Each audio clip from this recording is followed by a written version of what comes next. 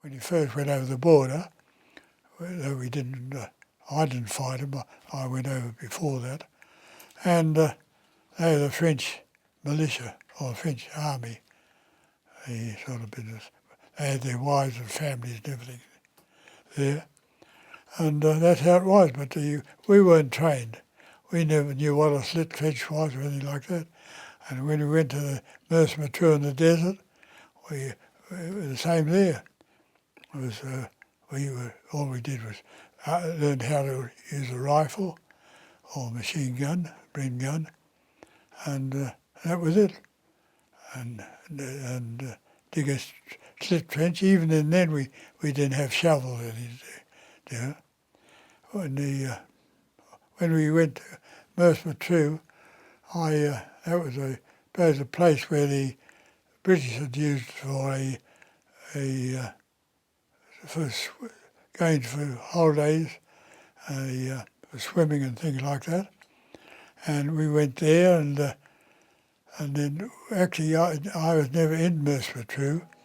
I was out on the outskirts, and then later on I was sent with my platoon up about 25 miles north of Mercer Mature to guard a British army vehicle, artillery vehicle. And our job was to guard that, and they were to signal back to Mercer Mature that the Germans were coming, or the Italians were coming, and Mercer Mature then would close all the gates, what we call gates, which were barbed wire entanglements, and that was it. And we were there, we were supposed to be wiped off. That was the last British crowd, artillery crowd, who had come back from Suwabani and all those places.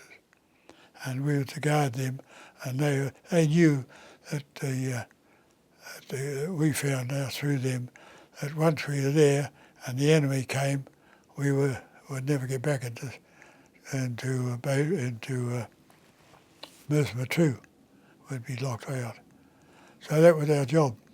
And there again, we didn't have a clue, and we started to put up heaps of stones, all the area of stones, put up heaps of stones to make parapets, and so we could hide behind. Until these three British men, artillery men, told us that we're stupid, and not to do that, keep away from a stone altogether, because when an enemy bullet hit a stone, it splintered, and you're liable to get hurt. And they said dig down into the sand, which we couldn't do because we didn't have any shovels. And that's it. Anyhow, I don't think this is very interesting, is it? It's fine. It is.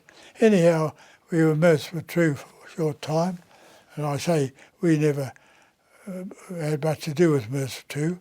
There were a lot of mines in Mercer Mature, and they were dangerous because nobody knew where they were. The Egyptians had never kept maps of their minefields, and the mine itself was used a little wooden thing like a match to stop it from going off. And when we were out further guarding this truck, this artillery truck, our supplies had come out on another truck, and before it came to us, quite often we'd do boom, boom, boom, and what they call detonation, I can't think of the word, too old, of the mines going off. The vibration of the truck set them off, and never lost any. So it had like a hair trigger on the mine? Yeah, well the wood had perished and everything else. And they called symphonic or sympathy detonation, that's what they called it. Anyhow, from there we went to back up to Syria. We were supposed to go to Greece and Crete, but luckily we didn't. And we went back to Palestine, and straight through Palestine to the edge of Syria, and we camped there for a few days or 2 weeks. and then we went to Syria. What was the conditions like in the desert? Very hot? Oh, well, no, they were wonderful. It was very hot in the desert. God, strike me, pretty terrible. And actually, I got desert fever. I went to not a hospital, a first aid area, because I got the bugs and the fleas were that bad. And we were camping in dugouts, and before we went up the coast, only for a short time, I suppose a week, 10 days, and I caught this fever.